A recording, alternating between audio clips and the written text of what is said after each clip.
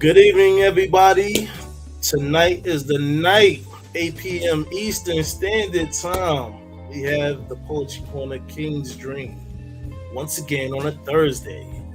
And tonight we have Deelynn, dope author, dope Hi. poet.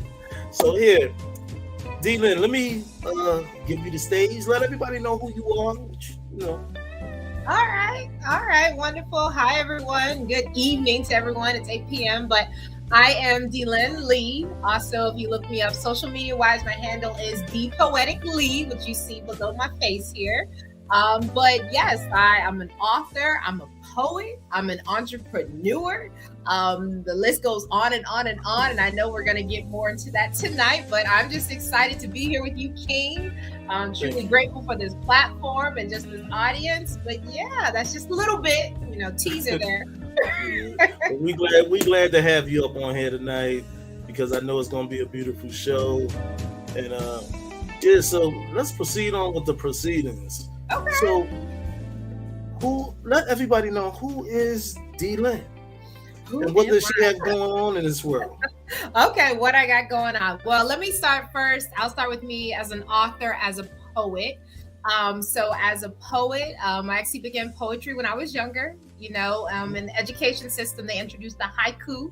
That was one of my first times really working with poetry. And throughout life, it kind of developed from there. And I found it later, I guess, young adult, not even young adult, even before that, teenage, where poetry was a way for me to express myself. It was a way for me to get out all the emotion, whether it was good emotion like happiness, joy, but it was also like anger, sadness, depression. It was just a way for me to just let loose and put it all on paper. Did I know I was going to be a poet or call myself a poet? I didn't. It wasn't until about, I would say, undergrad when I was at George Mason University. I majored actually in English and my concentration was poetry. And so that's when I kind of started to say, oh, you know what? I might actually be a poet.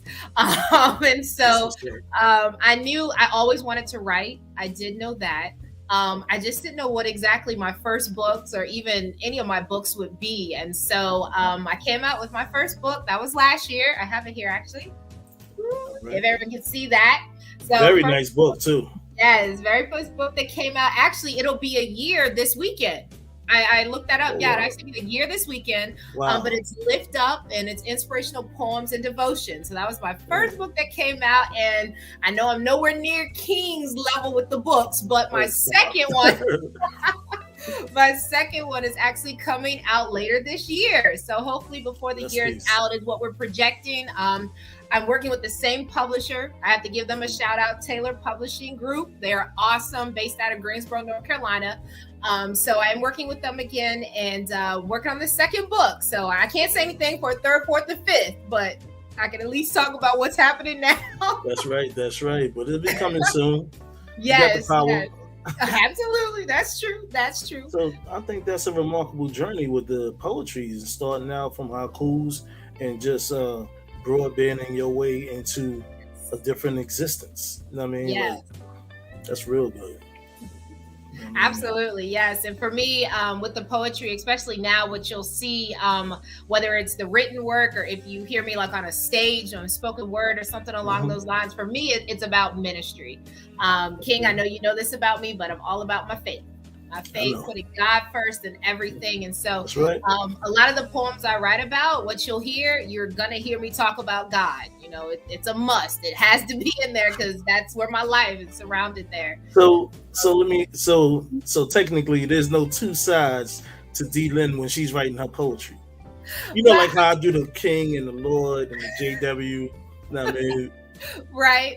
Well, I will say this though, even though you will hear me talk about God the entire time, I don't. There are some poems too where I am transparent. Like I am, and what I mean by that is I talk about even the bad. I talk about if there's moments of depression, things like that, because that's real. That's life. So you will see things like that come through. So I wouldn't say it's another side. It's just it's not always joy. Yeah. So I have a question. So what is your writing process, if you don't mind me asking and letting the audience out, everybody out there in the Poetry Corner universe and world, Do you have a process? Like, what comes to your mind? Like, how That's you why I laugh, manifest? because I'm like, do I have a process? Maybe if somebody studied me, they probably say I have a process. But if I really think about it, a lot of the poems, some are inspired by certain things, meaning something. I'll say what year 20. Let's see, when did the pandemic take off, and then also all of the killings with the African American community. What year was that? 2021. 2020? Well, 2020. There you go. 2020. 2020. So 2020, I pushed out a lot of poems that were actually dealing with racism, Oh, wow. dealing with being an African American woman, dealing with, because I have a brother, African American male, I have a father, I have uncles, cousins who, African American males were a target, still are, and so that during that time, I really pushed out poetry that was specific to that, so specific to that time. That's kind of how that topic. Other topics, they'll just come like, it'll just, for me, unfortunately, it happens about 1 a.m., 1 a.m. I'll just wake up and be like, oh, and then I just start writing. I write it on my phone first, and then eventually I'll put it on my laptop. So after midnight. Yeah, I don't know why that I normally call that between 12 and 3. I call that God time. Yeah. That's what I mean? I'm a very spiritual person, so I numbers and time stamps and everything, because it was said to believe to me, don't quote, I was younger, but I'm just saying, between 12 and 1, God takes a little vacation. A vacation? Yeah. He's not where he normally be. Well, God is not normally where he should be, but then things are just mystified out there. You know what I mean? Got it. Okay. I wake up at 3 or 2 sometimes and write, and I'm like, why am I writing? Right. I gotta get up at 5:30. Right. I know for me it's quiet. I can say that much. During that time frame, it is quiet, it is peaceful. I really don't feel like it, but I got to get it out. I don't want to forget it, and I don't want to lose it. So like, that's why I put it in my phone. I get it in there, and I'm like, okay, I'll look at it tomorrow when I'm alert. Now, do you feel that sometimes that's when you write some of your best work, when you wake up around that time? Oh, yes. This first book, majority of this book, I'd say 90% was written during that time. And even this second one, the second one is actually going to be a collection of poems and spoken word. It's a mixture of that. And the second book, this one actually was written, some of it was at night, but then also just kind of throughout just time. And I have even a few works that I wrote a few years ago that I wanted to incorporate in this book as well. So wow. Now I have I'm a question. I'm a Leo. Sorry, but how do you feel about other genres of poetry? Other genres of poetry? What do you mean? Oh, you want specifics? Like whether it's kind of brash, or some people writing sensual pieces, or erotic or exotic. Okay. Dark.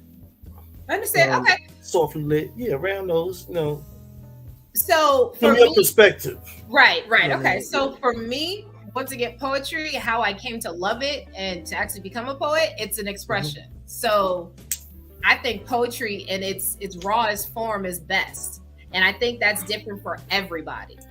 Right. Some may write a brass poetry, that a lot of their works may be that, that's that person, a lot of mine, all of my poems, what I strive in each piece literally is to inspire somebody.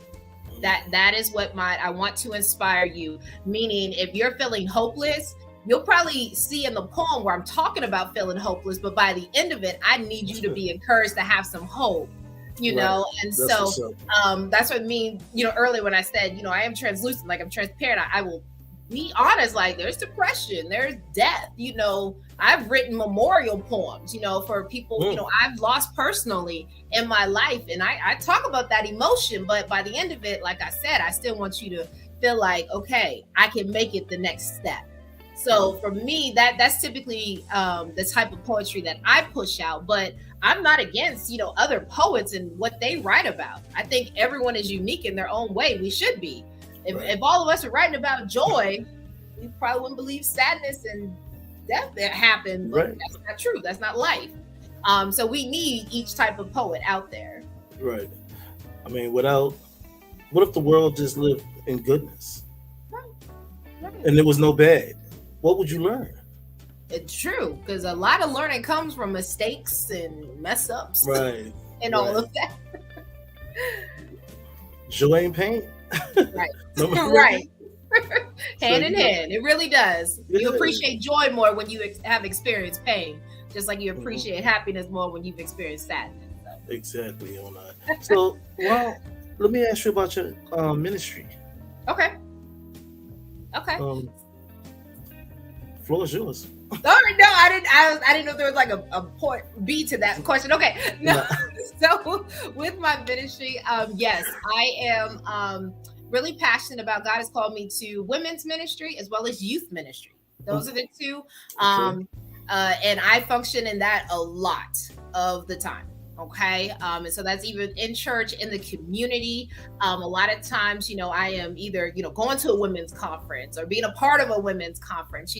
I'm constantly with the youth. If you follow me on social media, yes, you're going to see me talking about my books, me being an author, but you are going to see me, and I'm probably in some youth group, some youth activity, whatever it may be, because I'm all about, the next generation. Even my background too, outside of ministry, for a long time, I studied in education and I worked in education. That is my background, and so I'm all about learning. I'm all about helping others to learn. And so when it comes to our youth, I'm very passionate about them, having a solid foundation and growing from there. I love each, characteristic that comes through youth. I never put a youth in a box. I don't want them to think, oh, this is one way of thinking.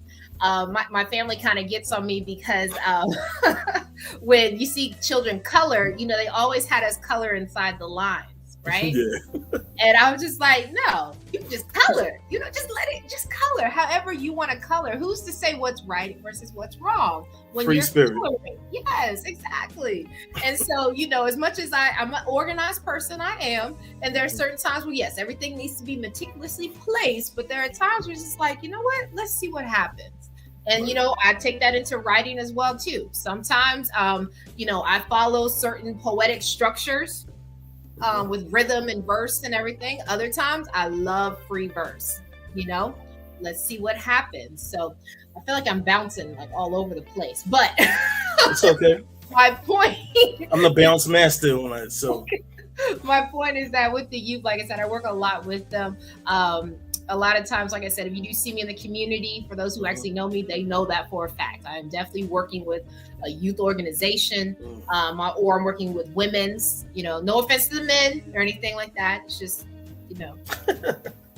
I'm just kidding. I know where I'm called. I know where God has placed me. That's what's up, though. You bringing something out to the people and whatnot. And right. That's very grand right there. Amazing. Yeah. Amazing. I mean, look. So how long you started within the ministry? Oh my goodness. Woo. I grew up in church. I grew up in church. My parents, they're saved. Our family, we grew up in church. So I did very much grow up in church. Decided to give my life to Christ. That was probably, I think I was 13. I want to say 13. But I will say this: when I got into, I guess, end of high school, right before undergrad or so. I was churched out. I'll be honest. I was involved in so much as a youth myself during that time. I was in everything, and I was burnt out, as they call it. And I'll never forget when I was going off to college, I was like, I'm not setting foot in a church. I still believed in God. My faith was still there in him, but I was like, I'm done with church. Like, I don't want to go. And sure enough, I think it was probably by my sophomore year, I was going to a church that was near my college campus, just being among the assembly, because it had that full impact. But ministry, church has always been a part of my life.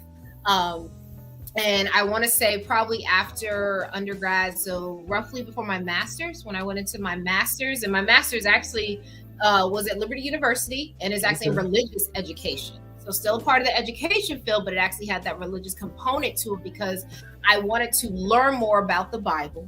I wanted to learn more about God's word, and more so, I actually wanted to learn it so that I could teach it to others. And my biggest thing was I wanted to be able to teach it to where someone who was let's say 2 years, but 5 years old could understand it just like someone who was 99 years old. You know, that's what's up. Because I think a lot of times when we talk about ministry, we're like over people's heads and they're like, what are you talking about? You know, everybody hasn't been to church.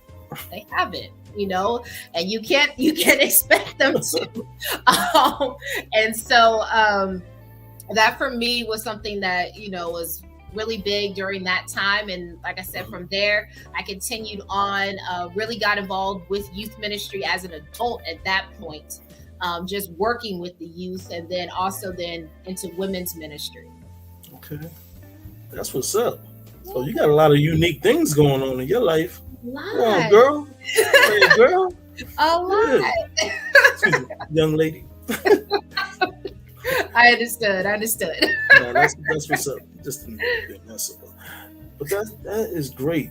Yes. I'm all of that. So, what are your expectations for the future?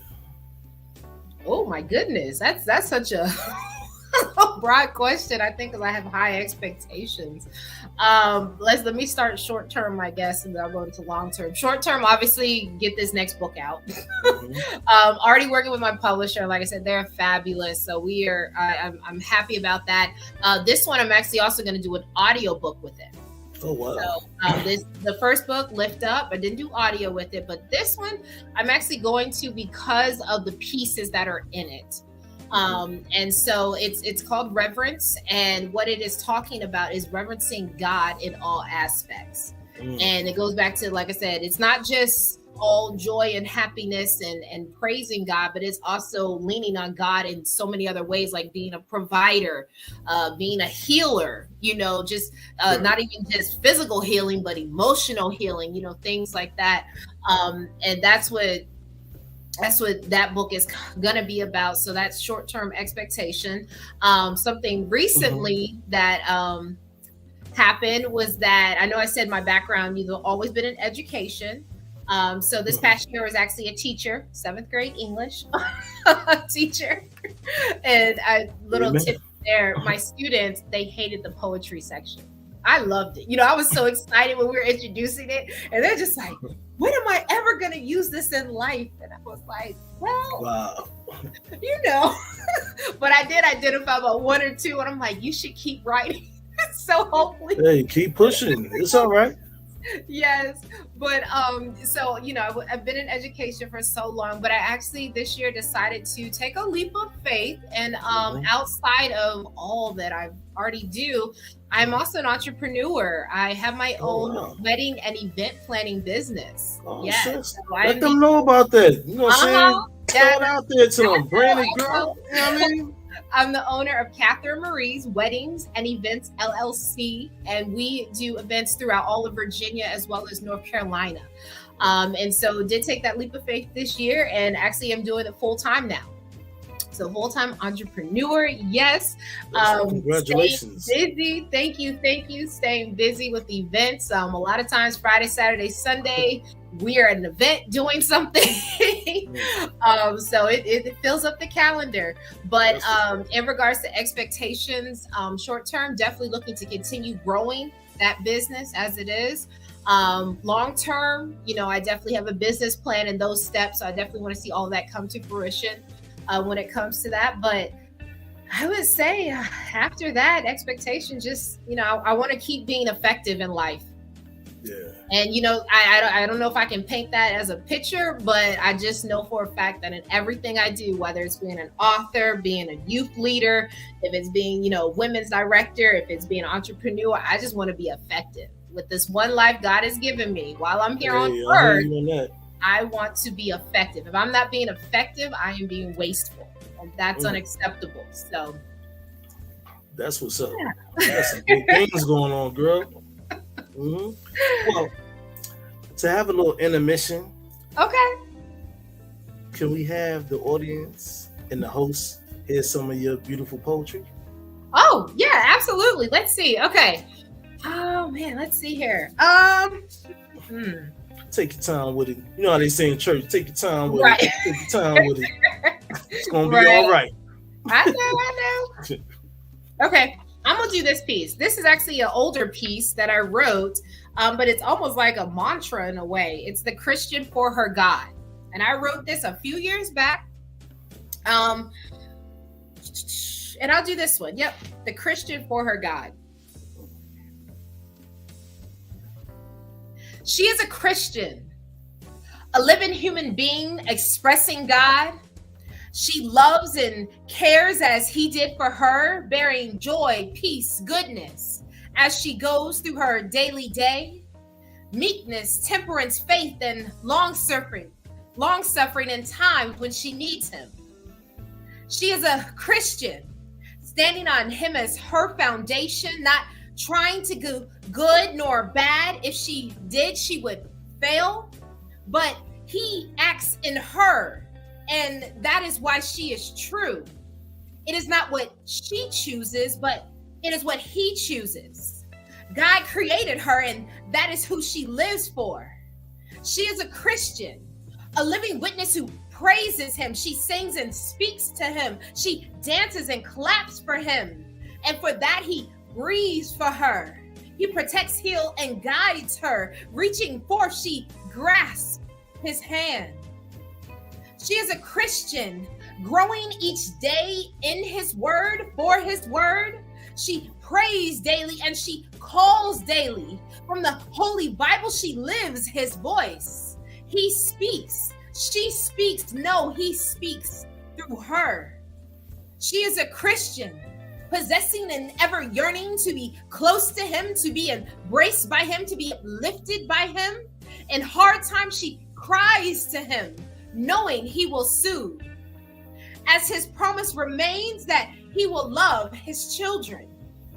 She is a Christian, facing so much controversy, the test of her faith by the day. No matter what she runs into, God will never leave her, nor will he forsake her, for his word is true.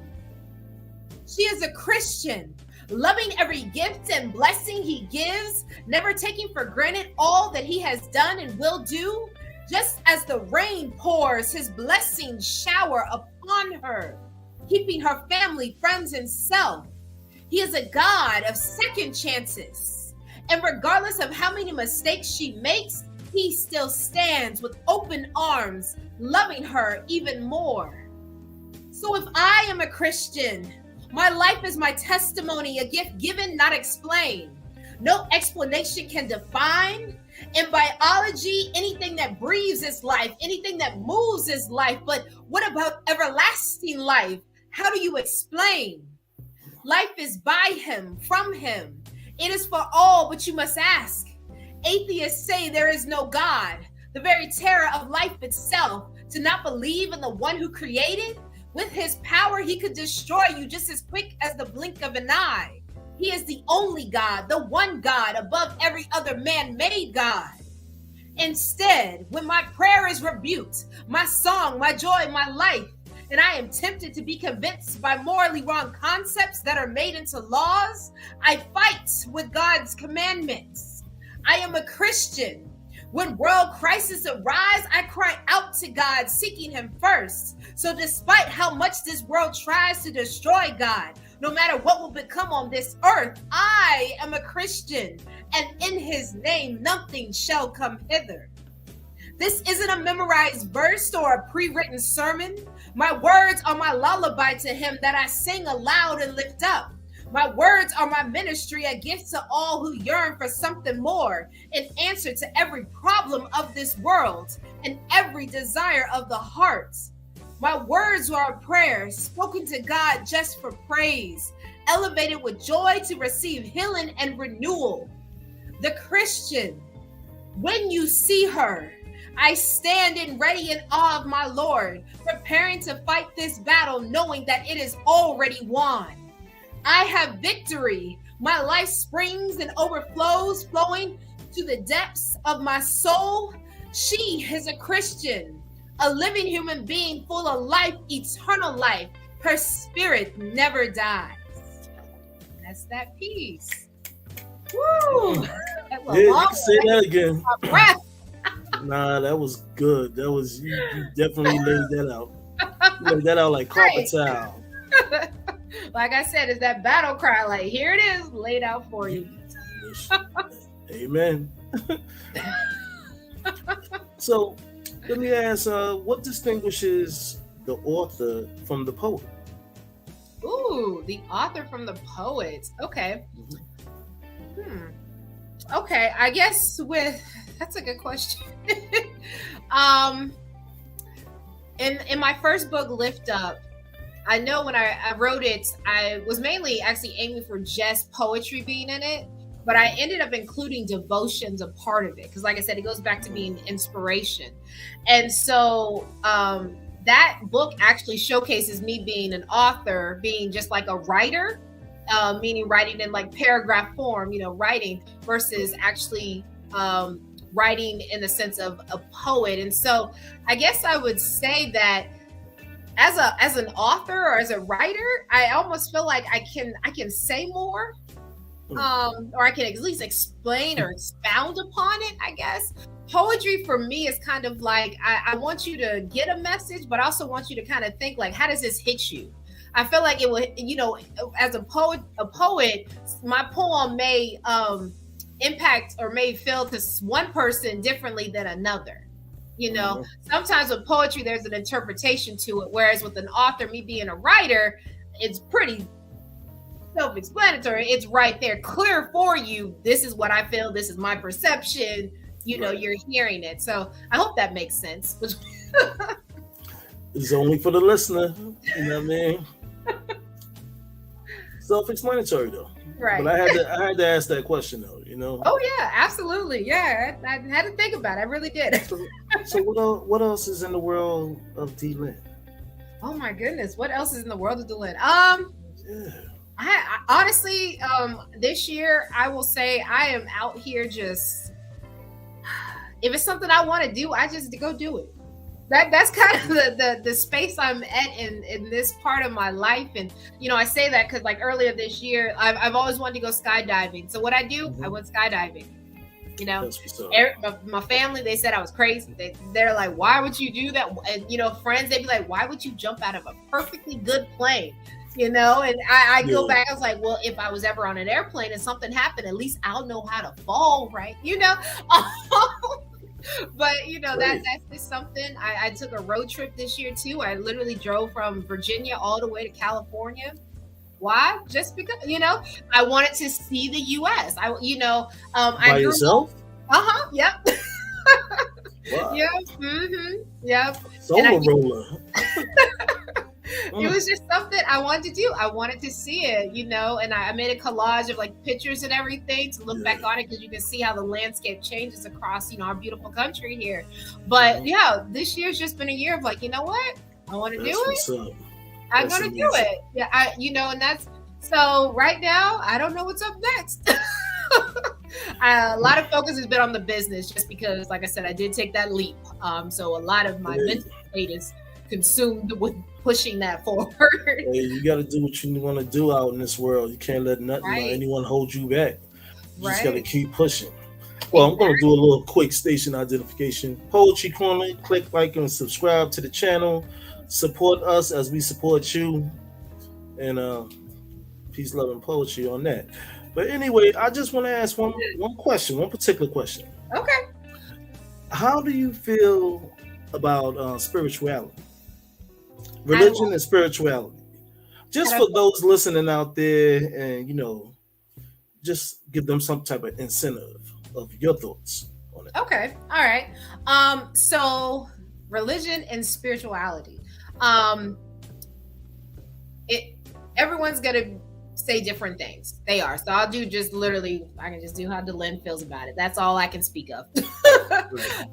So for me, religion is something that I feel it's a practice or it's a formality.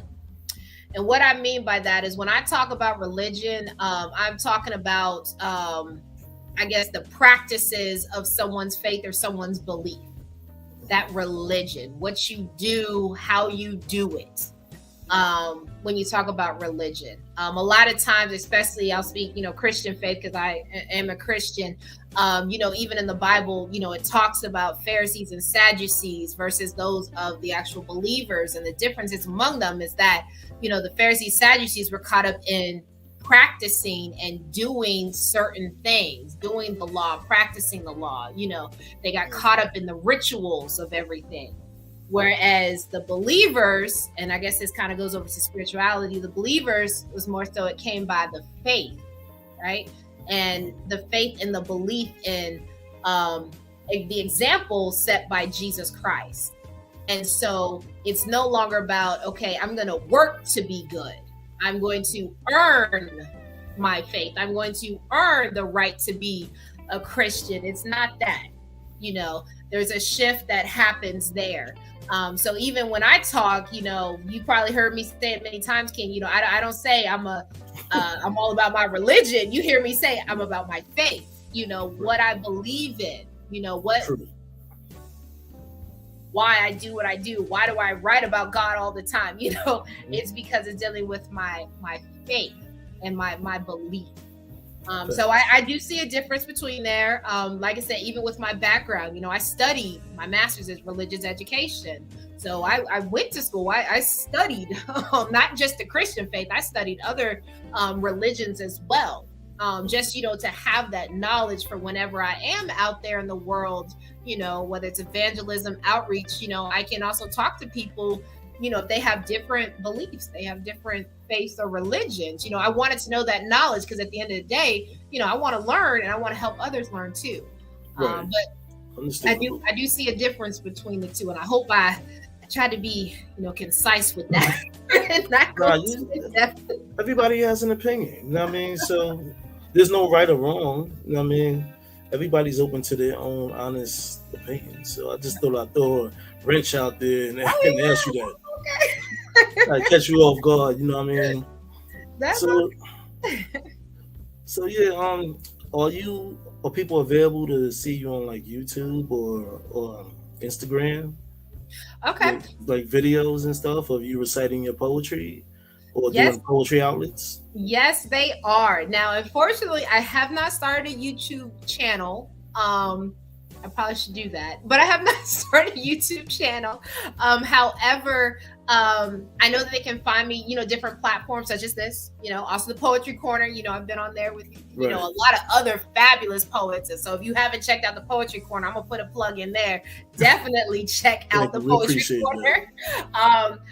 So you'll see it in that regard. But yes, definitely on Instagram and Facebook. Those are the two main social media outlets that I do use. And I do have live video of different spoken words. So you'll see the actual videos and everything. I also will have different clips or photos of my book, certain pages and different things like that. But then also I do a lot of live performances too. And so these, some of them may be out there and I don't know it. I don't know, people take video all the time. It's just, I may not be me who took it. But yes, so I do live performances. This is all the way into, North Carolina area, as well as in Virginia. Just different spaces. I also go to churches too. That has actually started probably the last year or so. Different churches. One church will hear me and then they're like, oh, you know about this Christian poet, and then another person will call me, and I'll be able to do that. How was that experience? I love it. Because I'm already writing about my faith, and so just being inside the around the congregation and reciting poetry, does it feel different than being in one of these outlets than like reciting your poetry? It does feel different, and the reason I'll say that my poem doesn't change, nor does my delivery. Right. I will say this: there are certain poems, like with Poetry Corner, that there's certain poems I'll share on there that I probably won't share in church. Okay. Not to say they're inappropriate; it's just it probably is just not the right audience for it. Right. And so when it comes to being in the church, what I love about it is that I'm glad churches are opening up to it. So that way people can see, and our youth, they can see that, you can be your authentic self and express yourself in different ways. It's not only by you being a pastor or, a preacher. It's not only by you singing in the choir. Everybody does not, have that melody, Okay, let's be real. It's not by you, being like playing an instrument. There's more you can do. And so that's why I love it. It's like, okay, you know what? I'm representing someone who I never grew up seeing a poet in church. I'll be honest with you. I did not. I never once saw a poet in church. Right? See? We used to, well, I'm saying after church, we used to go outside and be insightful, rapping and stuff like that. You know what I mean? Then back in church, I was on the usher board in the choir. So okay, there you go. Yep, the usher board. Yes, me too. I left at 13 years old though. That's okay. That's all right. I jumped ship. No, but that's okay. Hey, I really love and enjoying and hearing the experience of you, Deelynn. Greatly appreciate you. Always had that appreciation. You know what I mean? We're gonna ask you, can you recite another poem for us? Oh wow. Okay, another poem. Let's see. Yeah. One of your choices. I know. I'm trying to think. Let's see here. I think I want to do the "This Is Me" poem. Yeah, I'm gonna do "This Is Me." For some reason, I'm on this, these poems that are kind of like a battle cry type of poems. Hey, you know what I always say? Let your mouth do the talking. Right. And with this poem, this one was written. It was at night too. This poem was written at night. And the reason for this one, I literally wrote this because it was just kind of like a way, it was pent up feelings, probably like over the last decade or two of my life. Just, the experiences with, whether it was professionally or socially, just different people who mistaken my race, stated, oh, you're this, and it's like, no, I'm actually this, or said, you're supposed to be like this because you're, people basically labeling, without actually getting to know you. And so this poem literally came out. I was like, you know what? I just want to get it all out. Out of all these years, all these random things people have said to me. And like I said, none of them said it rudely, but it was just like, where did you get that from? So that's where this came from. The stage is yours. All right. This is called "This Is Me." I wrote it in February too, my birthday month. All right. Here we go. Yes, I'm Black, not Hispanic or Puerto Rican. I'm not a tanned Caucasian or mixed Black and white. Nothing is wrong with these races, each one distinctly beautiful in their own light, but I'm Black with 1/12 Indian, and I love my ancestors for that drop. Yes, I'm educated, not because people think I'm white or rich or because I stayed in the house off the streets. Nothing is wrong with being mistaken as white, rich, or staying in the house. Every detail is delightful for anyone who relates, but I'm educated. Having earned 2 degrees, almost 3 to achieve my doctorate, I studied, sacrificed, and fell in love with learning. Yes, I speak eloquently, not because I'm stuck up or I think I'm better than you. Nothing is wrong with you thinking you're better. If that's you, then do you. But I speak eloquently, thankful to be chosen by God for his purpose. So I boldly speak with confidence in him. Yes, I'm talented, not because I played sports or dropped bars. Nothing's wrong with professional athletes. I've cheered for some of the greats, especially those who we call the GOATs. But I'm talented because I'm gifted by God to write beyond blank pages, touching hearts and guiding souls to Christ. Yes, I eat soul food, not because I'm Black or because my family was poor. Nothing is wrong with fried chicken, collard greens, and for those who eat them, chitlins. But I eat soul food because I love starches and butter, the very heart of this exquisite cuisine. Yes, I have a new hairstyle every time you see me. Not because I can't manage my hair or because I don't know my identity. Nothing is wrong with struggling with hair management or wanting to look like others to fit in, but I have a new hairstyle every time you see me because I love changing my hair. I love taking care of it, and I'm proud of how healthy my God-given crown of glory is. Yes, I have a big family. Not because we like having a lot of babies or because every Black family does. Nothing is wrong with being fertile. It's a blessing. Or that many Black families are large. It's a blessing too. But I have a big family because my grandmothers were strong Black women who bore my uncles and aunts, teaching them to take care of the family land, yes, that we own, and our home, and that family is a blessing. Yes, I am me. Not because someone told me or because I read an inspirational post on Facebook. Nothing is wrong with encouraging others. For those who post, keep posting. It's helping someone. But I am me because that's who God made me to be. From my Black skin tone to the beauty marks across my face, from my intelligence and strength given by God to articulate my speech and utilize my unique abilities, I am me. And there is no one like me and no one like you. I am me, and it's a great one to be. And that's that piece. This is me. Hey. With your poetry, you always definitely bring it on. It's like right in your face. Here it is.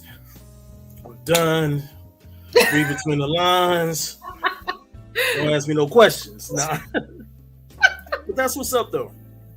We always appreciate you coming on to the Poetry Corner.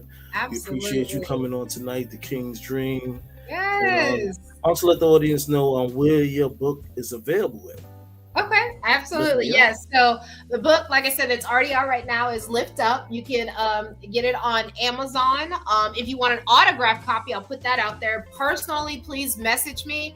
Find me on social media. Like I said, Facebook, Instagram. Even if you put the comments through this platform here, I'll definitely be checking it out. But yeah, I can actually send you an autographed copy. I don't mind doing that at all. But you definitely can get it on Amazon if you want it directly sent to you.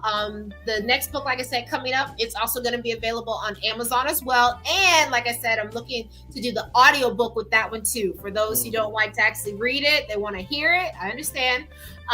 Definitely look for that too.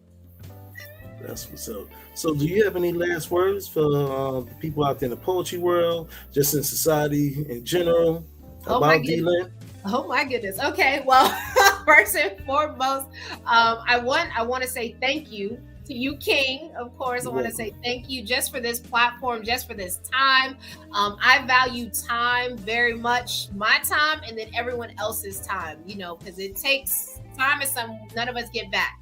We all get 24 hours, and what we all choose to do with it comes down to what we do, right? So I want to thank you. I definitely appreciate it. I know you have so many phenomenal poets on here and authors.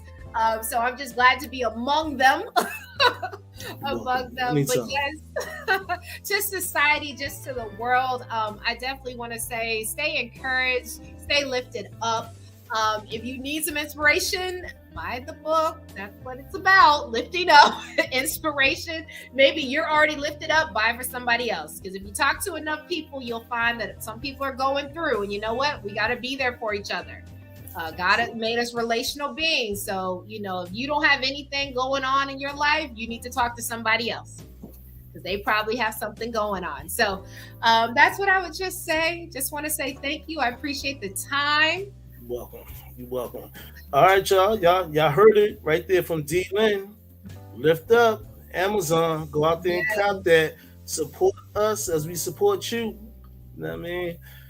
And it's been a beautiful night with you. Thank you. And I want to say thank you, appreciate you. And We expect to see you back on the Poetry Corner. Yes, you will. Yes, you will. Don't forget them Tuesday nights, girl. I know. Yeah. So listen, everybody out there in Poetry Corner Universe, Poetry Corner World, Let's Talk World. We shall see you next Tuesday on the station ahead. Click like and subscribe to the channels. Yes. And peace, love, and poetry. And we out of here.